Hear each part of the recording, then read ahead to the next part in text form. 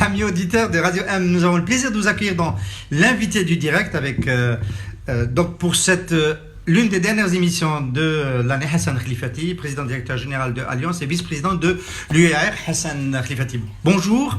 Bonjour, bonjour les auditeurs. Nous sommes revenus vers toi pour cette émission parce que nous sommes à la recherche de bonnes nouvelles pour terminer la saison, de bonnes nouvelles sur la conjoncture. Est-ce que ces bonnes nouvelles, il est possible de les avoir du côté de l'industrie du tourisme? Non. Pas celle du tourisme, ça c'est la diversification, on en parlera tout à l'heure, dans l'industrie évidemment de l'assurance.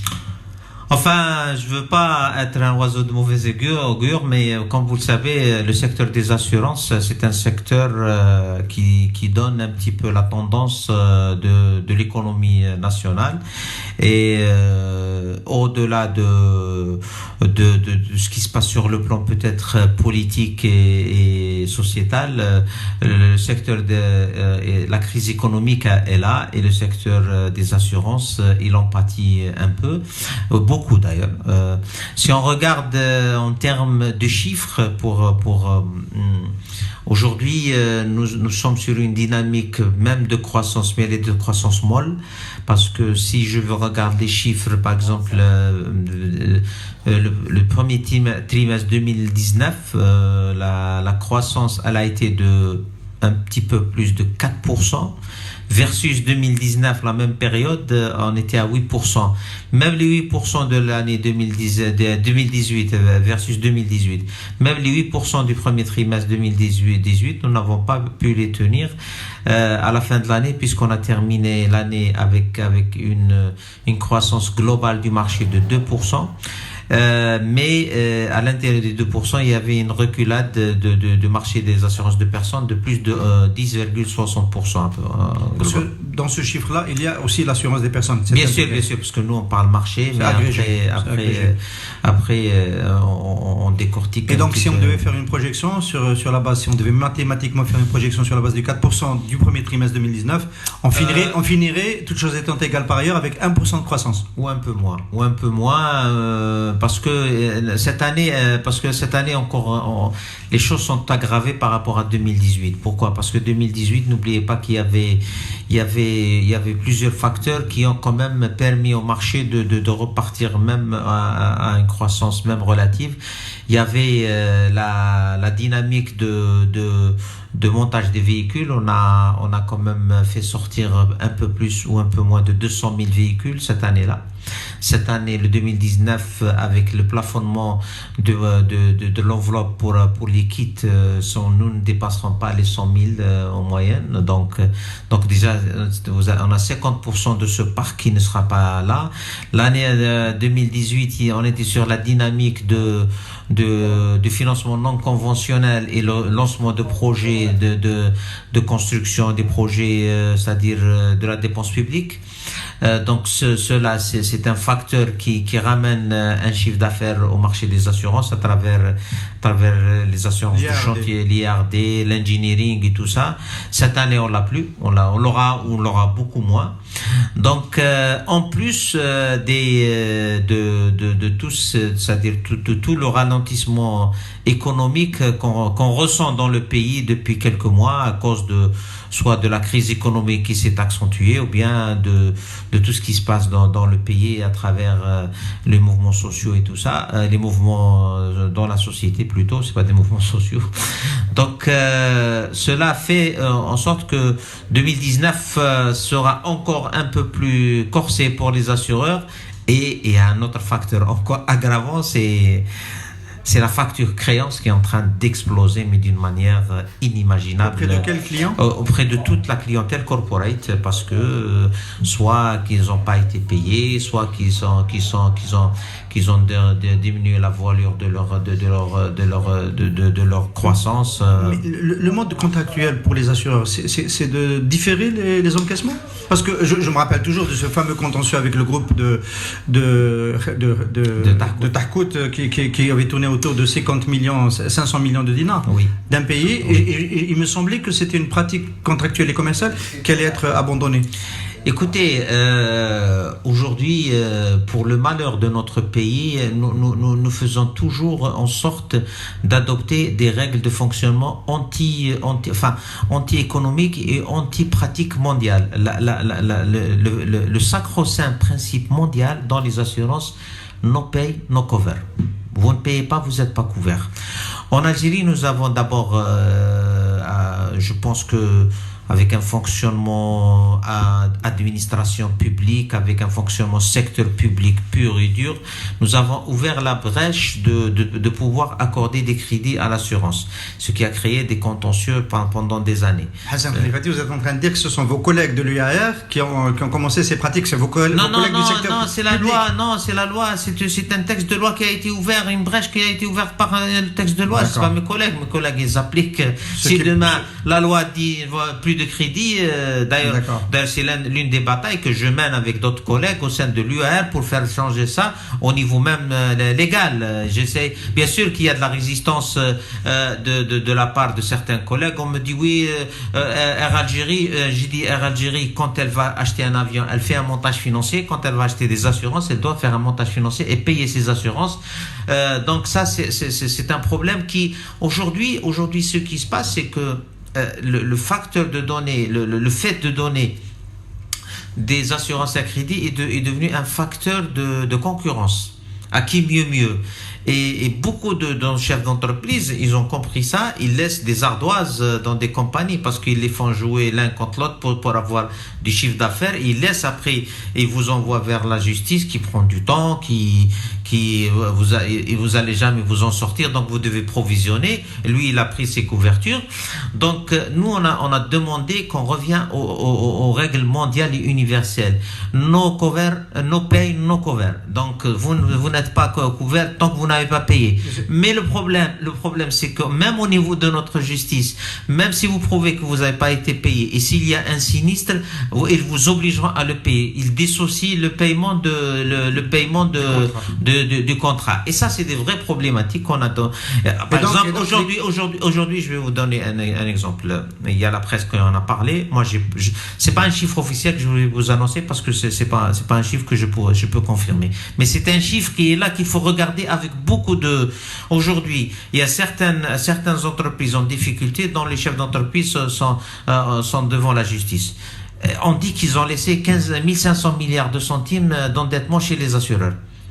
Parce que c'est un cumul de plusieurs années, c'est des gros chiffres parce qu'il y a des gros chantiers, il y a des gros engagements, des engagements importants. Ça c'est le volume contractuel, c'est pas des créances, c'est des créances. Non, c'est des créances. Ça peut, non, pour moi ça me choque pas. Ça me choque pas parce que quand vous avez un chantier de 200 millions de dollars ou 600 millions de dollars, quand vous allez l'assurer, c'est 2-3 millions de dollars. Et quand vous accumulez ça sur plusieurs années, vous ne payez pas, ça atteint facilement ces chiffres. C'est pas quelque chose de choquant. Hassan Khelifati, ce qui va se produire si on additionne tous ces éléments que vous venez de citer, le fait que le moteur provisoire de 2018, 200 000 nouvelles immatriculations, 200 000 nouveaux véhicules, va baisser. Les autres moteurs, même plus faibles, de la mise sur les lancements de nouveaux chantiers qui baissent, etc. On va vers une relance d'une hyper-concurrence. Elle n'a jamais vraiment baissé, mais entre les assureurs. Oui, on le une guerre des tarifs.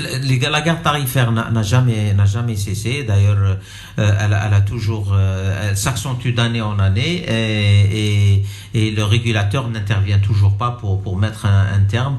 Nous avons essayé au sein de l'UAR de travailler sur un modèle d'accord pour mettre au moins un seuil, ce qu'on appelle. On avait fait un premier accord en 2012, nous avons milité beaucoup, nous avons pu le faire, mais qui avait quelques faiblesses. C'était le fameux accord multilatéral pour contrôler les remises. Après, vous les avez limités à un certain pourcentage. Après, on n'a pas pu parce qu'il y avait pas l'adhésion de tous. Ce n'était plus obligatoire. On a retravaillé sur un nouveau modèle qu'on a terminé après plusieurs mois. Nous avons pu le faire signer par 10 sur 13 compagnies. C'est-à-dire, nous avons introduit pour la première fois un article qui dit que si les 2/3 des compagnies le signent, il devient opposable à tout le monde. Et la CNMA n'a pas signé. Non, ils l'ont signé. Non, il y avait 3 compagnies qui n'ont pas signé pour de diverses raisons.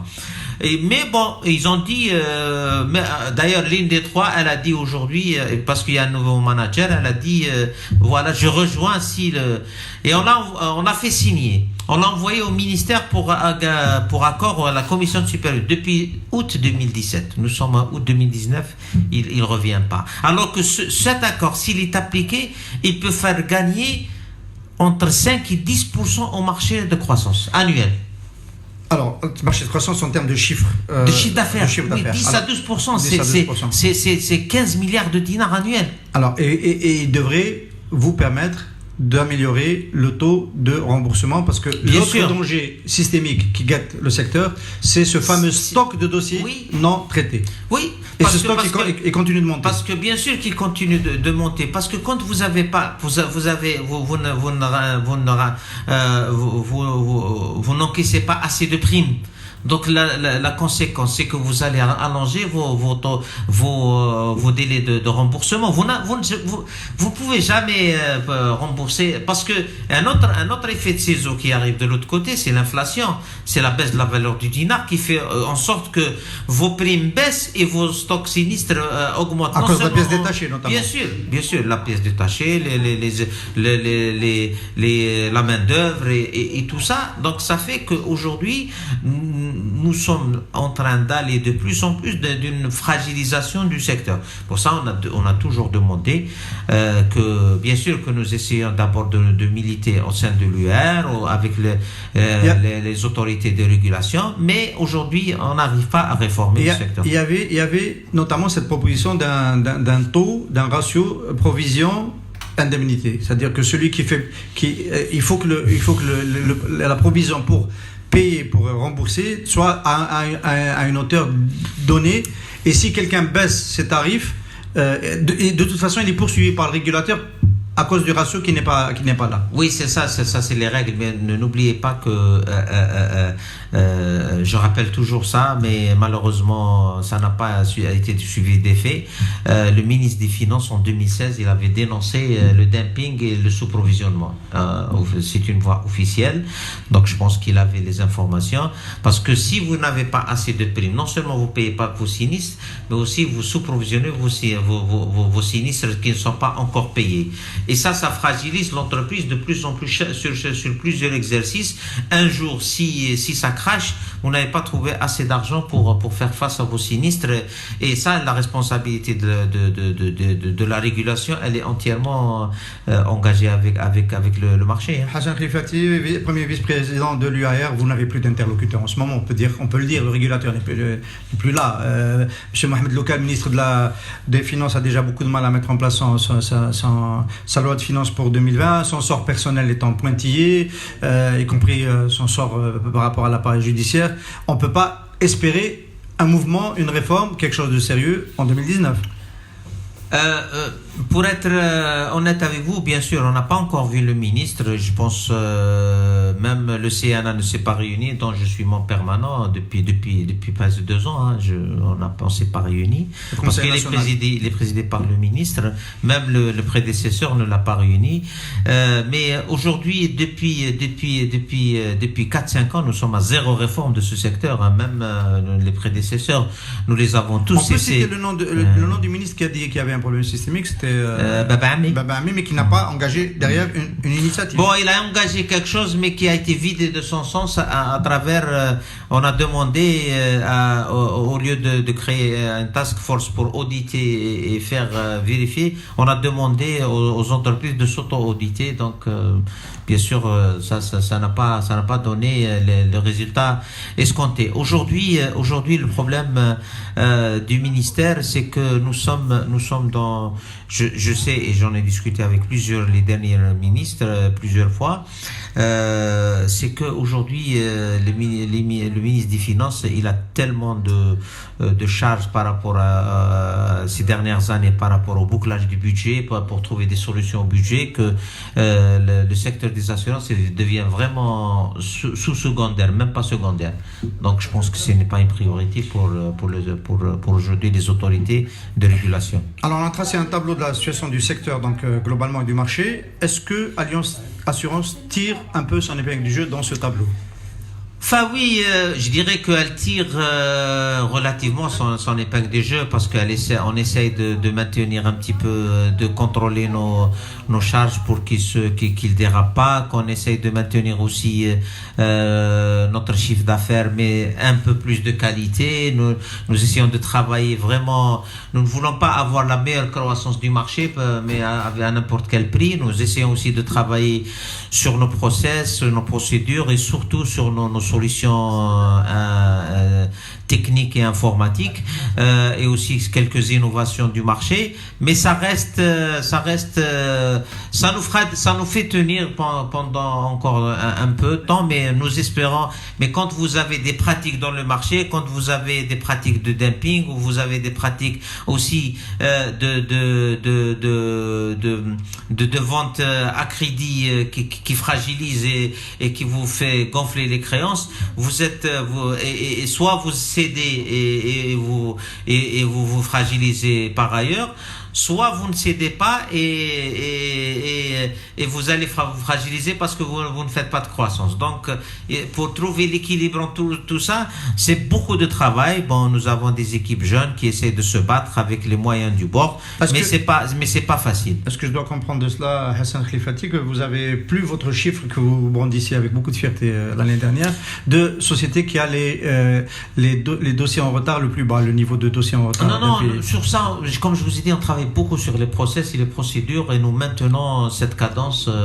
Pour ça, nous sommes très très à cheval et très contents de la tendance, parce que aujourd'hui, je pourrais vous dire que les dossiers qui sont déclarés sur l'année, à la fin de l'exercice, 90% des dossiers sont liquidés dans l'exercice. Après, il reste 10% pour plusieurs considérations. Quand ça concerne la garantie émise par Allianz, quand ça concerne des tiers ou des recours, ça prendra un peu plus de temps parce que ça relève pas de notre responsabilité.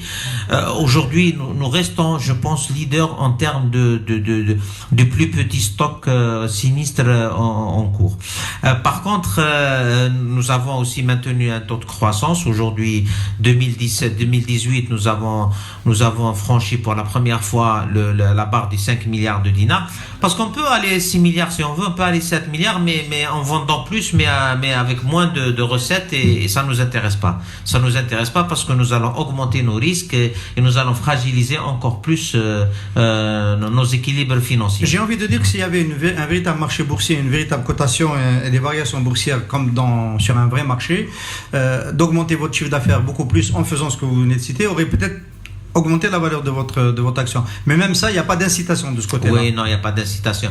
D'abord, vous me faites rappeler, nous avons non seulement, en 2018, nous avons augmenté de 4,17% notre chiffre d'affaires. Nous avons réalisé un très bon résultat, 468 millions de dinars, et nous avons continué à distribuer des dividendes à nos clients à 45 dinars l'action. C'est-à-dire, nous avons distribué juste en dividendes en 2018 268 millions de dinars. Oui, et donc, ça reste, et c'est une performance qui est restée déconnectée de l'évolution de votre titre en bourse? Non, ça n'a rien à voir. Elle est restée déconnectée? Oui, bien sûr. Le prix de notre titre en bourse, c'est une anecdote. C'est pas, non.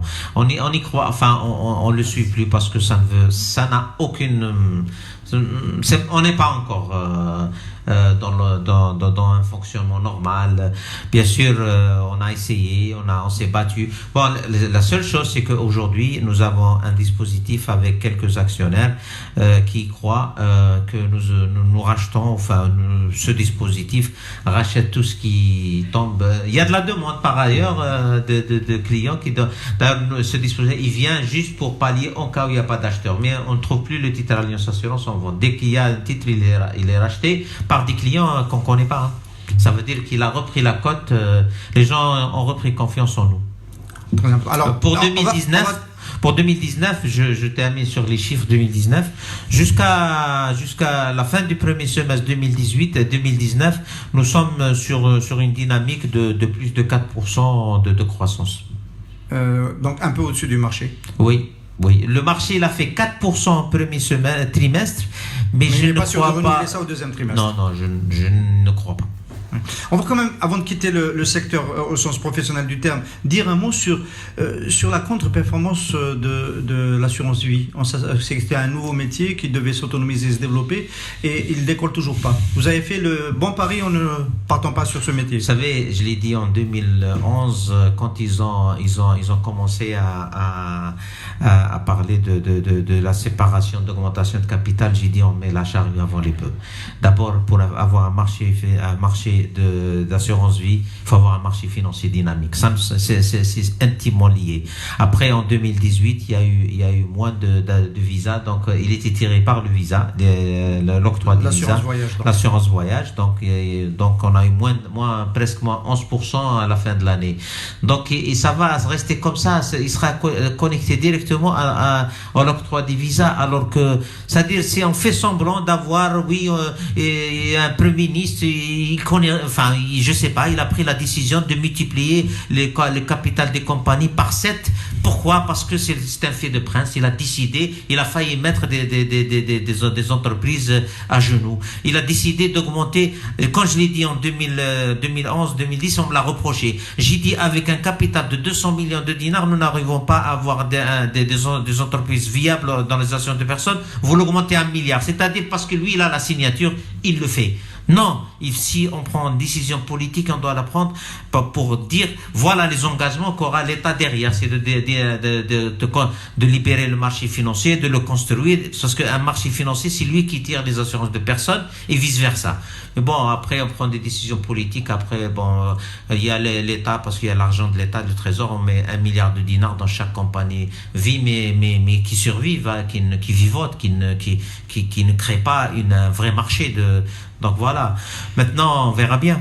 Hassan Khlifaty, vous étiez présent au panel, à cette matinale de CAIR dont on a beaucoup parlé ces dernières semaines sur Radio M, qui était dédiée donc à la feuille de route de l'économie dans le contexte algérien d'aujourd'hui, depuis le 22 février. Et on a évoqué beaucoup de sujets, notamment celui que je souhaite évoquer le premier avec vous, c'est l'éthique des affaires. Parce qu'on s'est rendu compte quand même que, à tort ou à raison, ce sont surtout les chefs d'entreprise qui sont en train de trinquer, ceux qui ont peut-être été dans une trop grande proximité avec le pouvoir de Bouteflika, qui sont en train de trinquer. Mais au-delà, il y a une défiance qui est en train de se mettre en place vis-à-vis des chefs d'entreprise. Est-ce que c'est pas le premier des critères le plus préoccupant pour réfléchir à une relance, à un rebond de l'activité en Algérie? Oui, d'abord, on va dire qu'aujourd'hui, il y a peu de gens qui parlent d'économie. On parle beaucoup de politique et moins d'économie. Donc, c'est la deuxième des choses. On a mis en devant, bien sûr, comme je l'ai dit ici et ailleurs, maintenant, les chefs d'entreprise ne sont ni des saints ni des super algériens. S'il y a des chefs d'entreprise qui ont fait des erreurs ou qui ont fait des choses répréhensibles, la justice doit prendre son cours. Ils doivent rendre des comptes. Ils doivent avoir juste le droit à la présomption d'innocence, le droit d'être défendu, et la justice indépendante, elle fera son travail. Donc nous, on ne parle pas de cet aspect.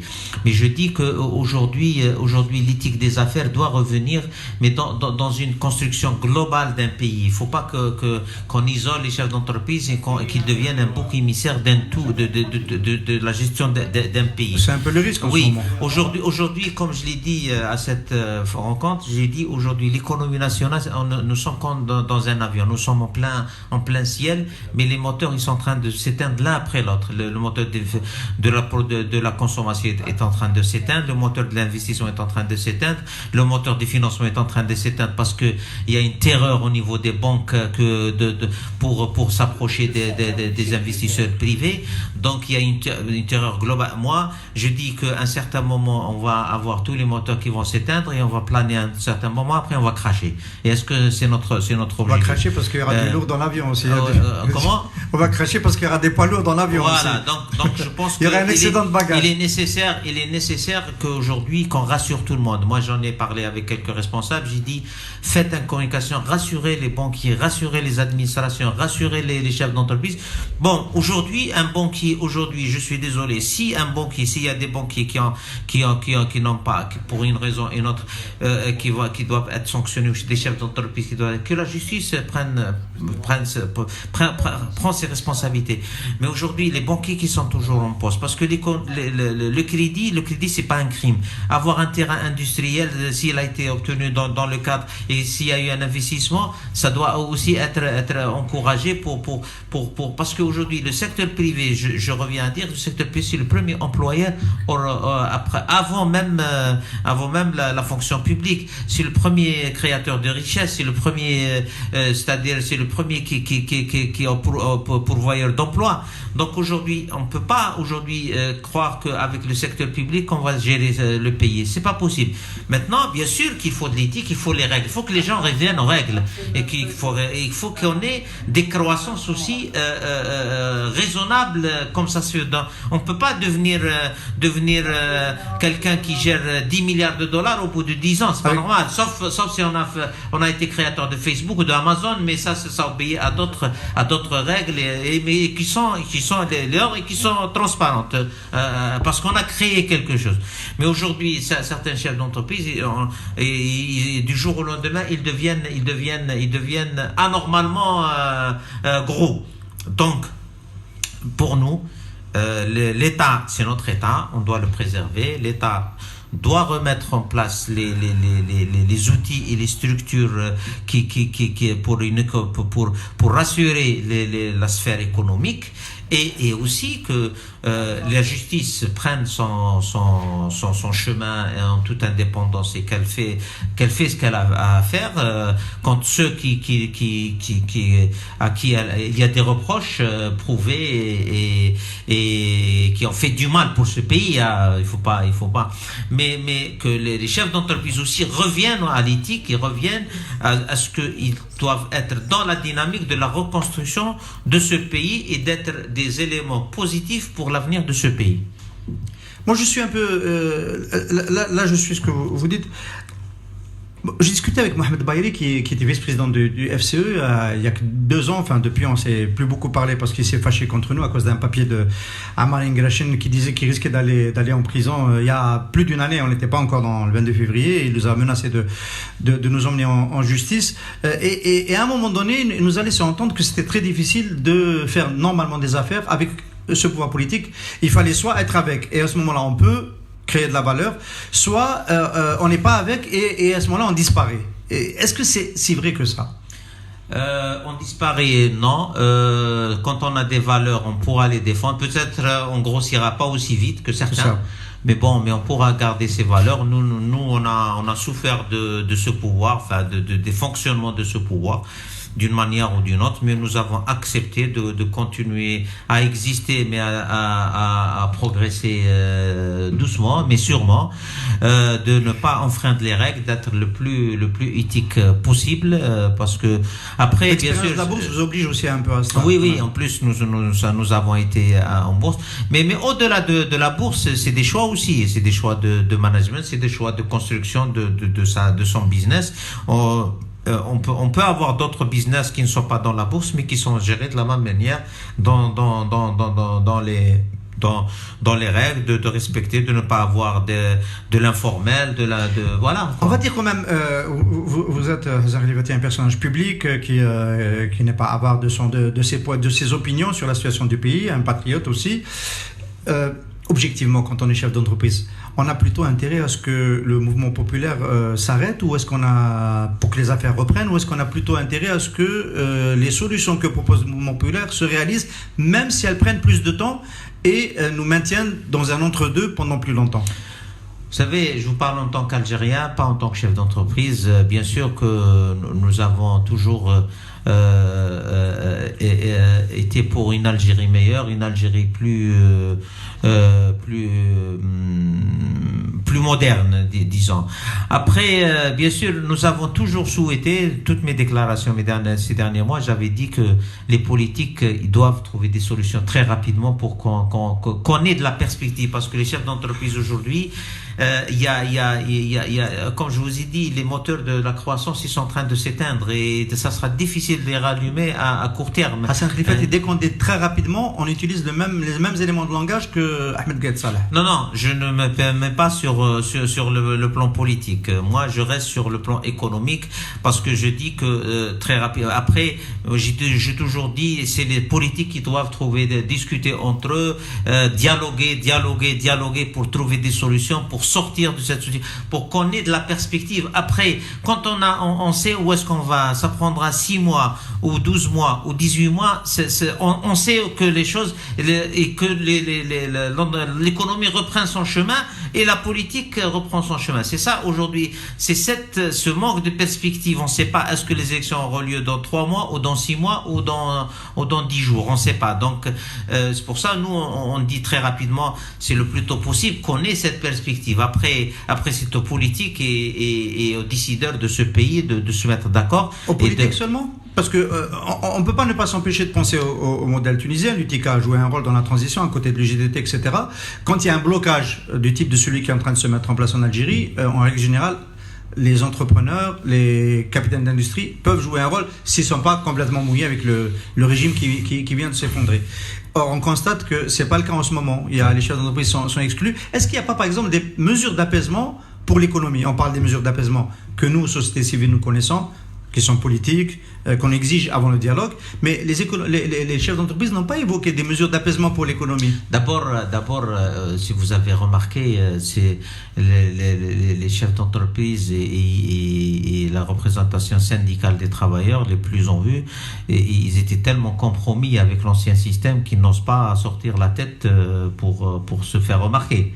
On parle de l'UGTA et de l'UFCE. Oui, entre autres. Oui, donc ils ont ni crédibilité mais malgré que la façade a été changée, mais on est resté quand même dans le même vivier. Donc non, les chefs d'entreprise. Enfin, moi en tant que chef d'entreprise, je dirais pas. Bien sûr que nous voulons avoir de la perspective, mais quelle mesure d'apaisement? On va pas aller sur le terrain judiciaire, mais comme je l'ai dit tout à l'heure, j'ai dit que peut-être qu'il y ait des déclarations de remettre en confiance les acteurs économiques, les acteurs dans les banques, les acteurs dans l'administration, parce que là vraiment aujourd'hui les gens ont peur, alors que la dynamique d'investissement elle est presque à l'arrêt aujourd'hui. La dynamique, les banquiers, enfin tous les employés des banques, ils ont peur. Donc je pense que peut-être la tutelle doit les rassurer, de dire continuez à faire votre travail dans les règles et ne craignez rien que si vous êtes dans les règles. Oui, ça c'est la tutelle civile, c'est les ministères. Le problème c'est que les injonctions viennent du ministère de la Défense nationale et que les juges ont tendance plutôt à obéir à ce que dit le chef d'état-major en termes de procédure judiciaire. Je voulais quand même, mesure d'apaisement, le cas Saad Al-Barab, c'est le premier industriel du pays. Bon, on sait tous. Journaliste économique, Saad Al-Barab a été mêlé, il a été combattu par Bouteflika, par la période de Bouteflika, il a été bloqué, etc.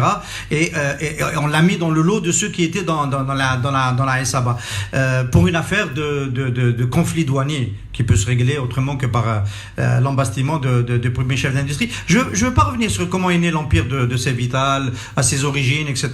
C'est peut-être tombé sous prescription un peu sur le plan judiciaire, mais sur l'affaire sur laquelle il a été attaqué et mis en prison, il y a un vrai problème.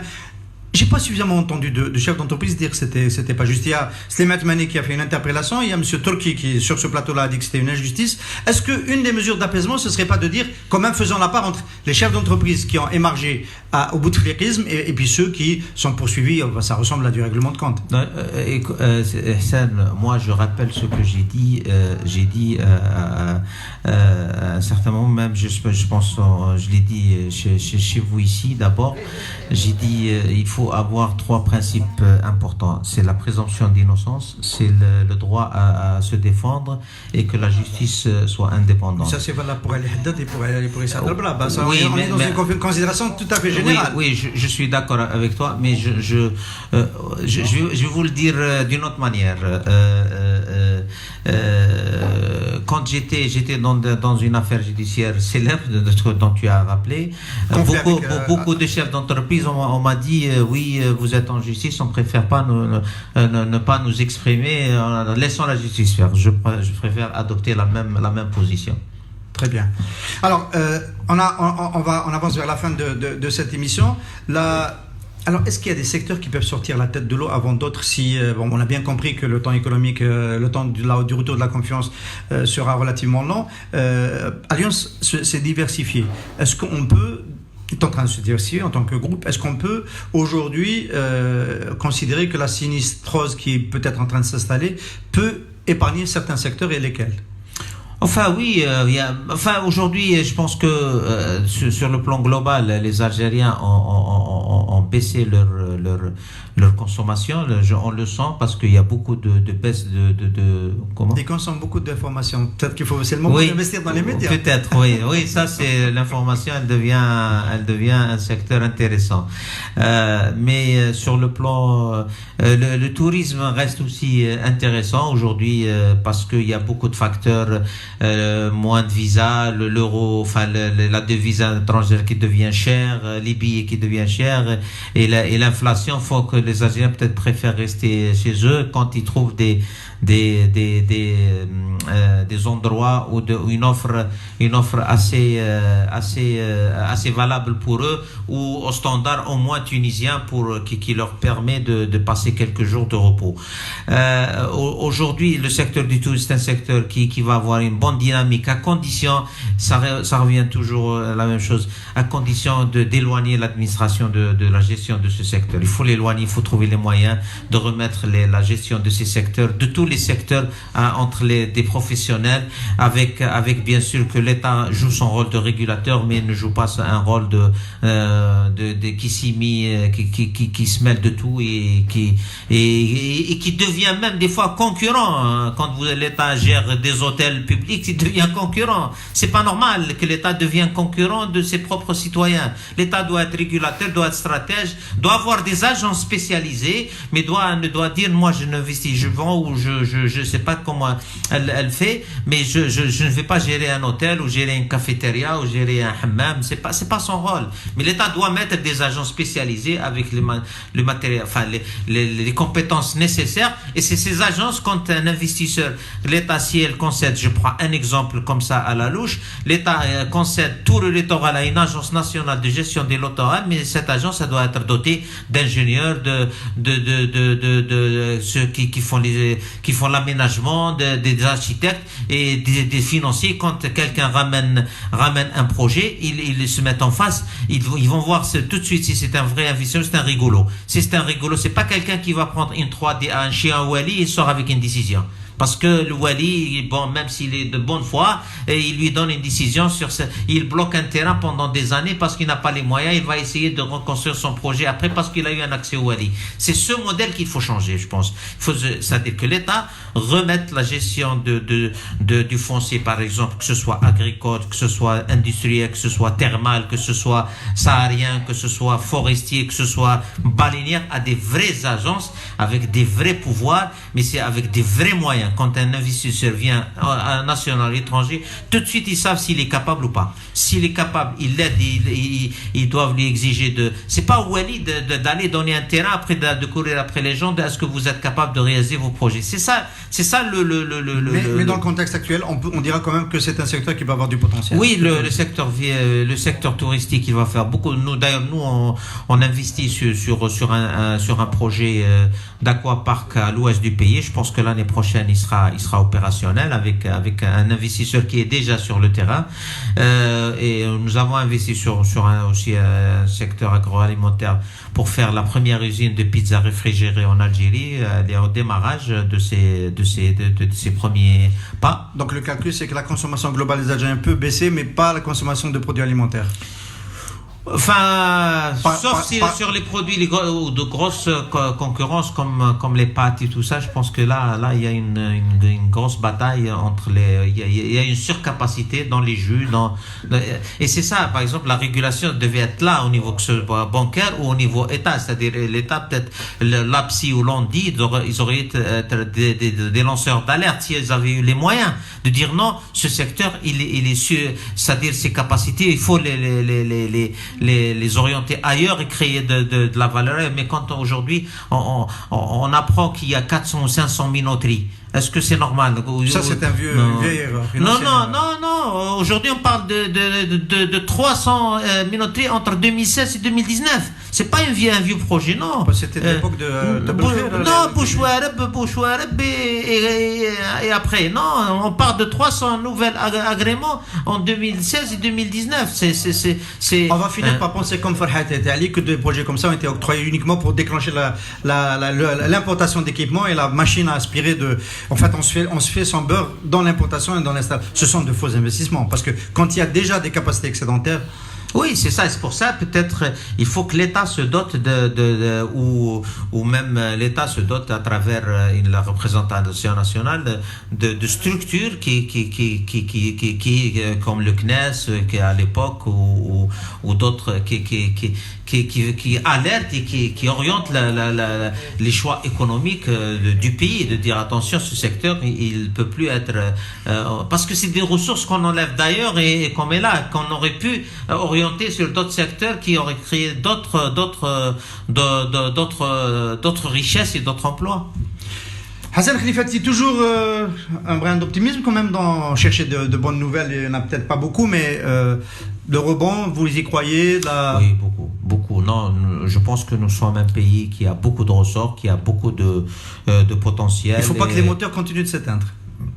Non, c'est ça. Il faut pas que les moteurs continuent de s'éteindre. Il faut qu'on relance les moteurs le plus tôt possible et que l'économie reprenne parole et reprend sa place, parce que c'est ça qui va faire tourner et vivre le pays. Après, j'espère, on souhaite aussi beaucoup de succès au dialogue politique pour que les choses se remettent en place et que l'Algérie ait des perspectives très très rapides et qu'on ait un meilleur avenir pour nos enfants. Hassan Khelifati, merci beaucoup d'avoir été l'invité du direct. Je rappelle que Alliance Assurance est le sponsor depuis le début de cet espace, donc nous vous réitérons notre remerciement pour la confiance dans la durée. Espérons vous avoir avec nous encore les saisons prochaines. Inch'Allah, avec plaisir, et je souhaite aussi beaucoup de bonnes vacances à tous ceux qui vont prendre des vacances. C'est pas notre cas, mais bon. Nous, demain, c'est vendredi, on est à Alger. Oui. Alger Centre demain. Oui. Comme ça. Merci. Alliance